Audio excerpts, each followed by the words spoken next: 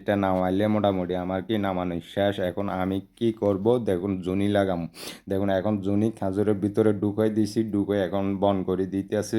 হ্যাঁ, সবগুলোর মধ্যে এভাবে জুনি লাগাই বন করে দেবো, যাতে হ্যাঁ খাজুরগুলো কি নিরাপদ থাকে বা খাজুরগুলো লোকসান না হয়। দেখুন পাখি, হ্যাঁ পাখি যখন রতব হয় তখন কিন্তু ঠোমরা ঠোমরা খেয়ে খেয়ে ফেলে, তো এজন্য জুনি লাগানো হয় আর কি। দেখুন আমি কিন্তু আসলে অনেক গরম, আমার শরীরের থেকে ঘাম পড়ে, হয়তো আপনারা দেখেন কি না জানি না, আমার শরীরের থেকে অনেক ঘাম পড়ে।